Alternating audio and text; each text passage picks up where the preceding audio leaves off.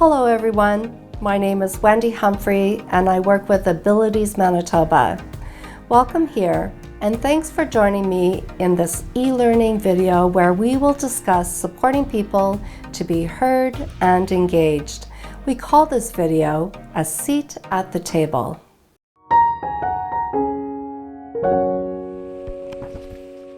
For decades, people with lived experiences who rely on services and supports have said, "Nothing about us without us," when it comes to human service system planning, implementation, and efforts to make improvements so people can experience and live a good life.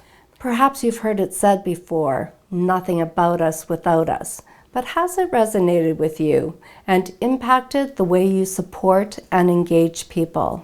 "Nothing about us without us" became the rallying call for the United Nations Convention on the Rights of Persons with Disabilities, and it speaks volumes of the conviction that people with lived experiences know what's best for their lives and must be included and heard in all decisions that impact them, no matter what table they are sitting at.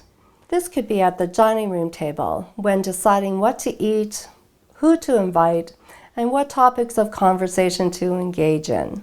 This could be at the boardroom table in organizations where decisions are being made that influence policies, procedures, and practices that directly impact the people they serve. This could be a seat at the government tables, where people can advocate for the resources and supports they need based on how each person defines quality of life. For some people, nothing about us without us means being involved in decisions that institutions like banks and the healthcare systems make that impact people's rights. People want to be included in decisions that influence employers and business owners when hiring people with lived experiences, so people are paid a fair wage and valued for their reasonable contributions. It's about being included and having a say in substitute decision-making practices and ensuring that people's priorities, preferences, and perspectives are being solicited and acted upon, especially if the substitute decision maker is the public guardian and trustee. And if that is the case, how are we supporting people to be their own decision maker again? Or, at the very least, support people to build natural support networks so they don't need to rely on systems who don't know them, but make decisions on their behalf. Nothing about us without us means having influence in the direction our politicians take when they hear the amplified voices of people saying, "Disability matters, vote. Accessible environments matter. Ask us for our opinions. We have lived experiences." And closing the Manitoba Developmental Center matters because an institution is not a home. People with lived experiences have already started a movement and their voices are being amplified.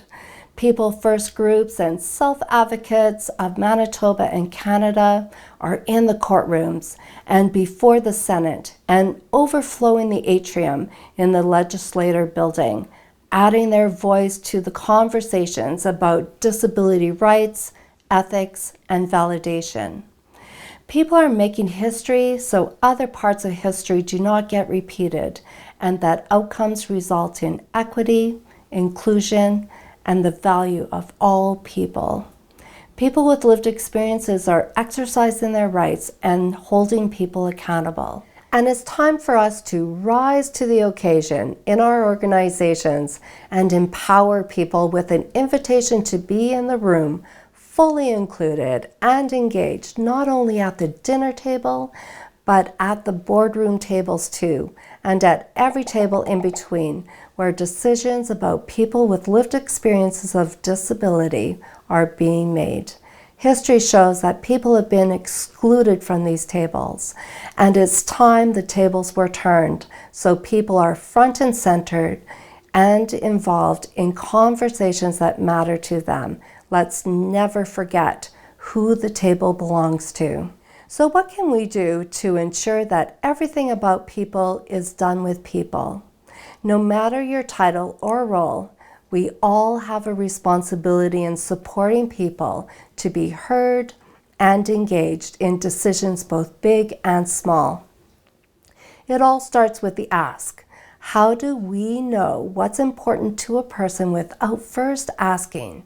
And how do we know how to support people in this without acting and advocating with and for people because of what we heard?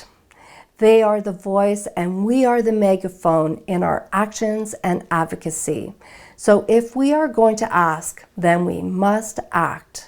In the e-learning video on supporting choice and control, there are suggestions on how you can encourage people to make choices and decisions every day.